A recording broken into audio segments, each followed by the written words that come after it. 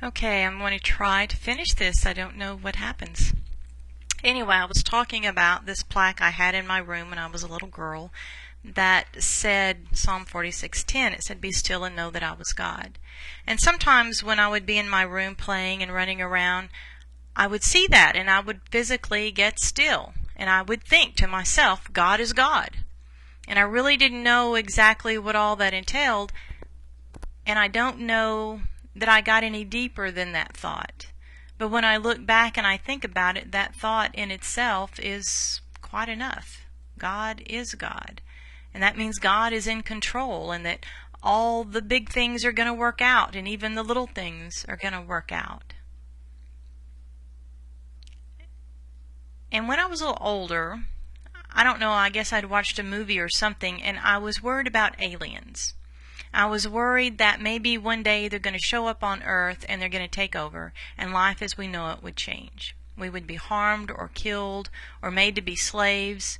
What worried me most is that we would be separated from our families. And I worried about the possibility of this very atrocious event. And it finally dawned on me one day that God is still God. If there are aliens on other planets, guess who made them? Guess who made their planet? Guess who's still in control? If there are aliens, they are gods. If they come to Earth, they are still gods. Whatever happens, God is still in control. And I haven't spent any more time worrying about aliens.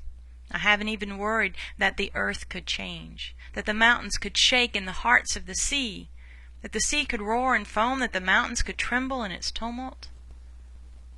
And that's a bit surprising because I was quite the worrier when I was young. When I was in junior high, I worried about how I was going to pay for my college tuition. So I got a job. And I still worried about how to pay for college tuition because, $2.25, whatever minimum wage was at the time, might not buy too many college hours. But God being God finally sunk in and I stopped worrying about things quite so much. I don't stress all the time anymore. I do find myself sinking back into old habits, but life is so much better when I remember that God is still God, and then I can stop and remember, be still and know that I am God. And the psalmist here calls us to faith and reminds us of faith. God is our refuge and strength, a very present help in trouble. Therefore we will not fear. Even though calamity happens, even though cosmic disaster, as my commentary says, occurs, the earth and the mountains and the sea can all revolt. But there is a river whose streams make glad the city of God, the holy mountain of the Most High. God is in the midst of the city, and it shall not be moved. And those are incredibly powerful words. God will help it when the morning dawns. And we know that it is always darkest just before dawn, and night can rage on, but morning always breaks. Things always change in the light of day. And of course, in our lives, night is not only always just a matter of hours. Sometimes the night drags on for days or weeks or years. Morning, we think, comes late. But we have to be reminded to be still and know that God is God. And even though the nations are in uproar and the kingdoms totter, when in His perfect wisdom He utters His voice, the earth melts.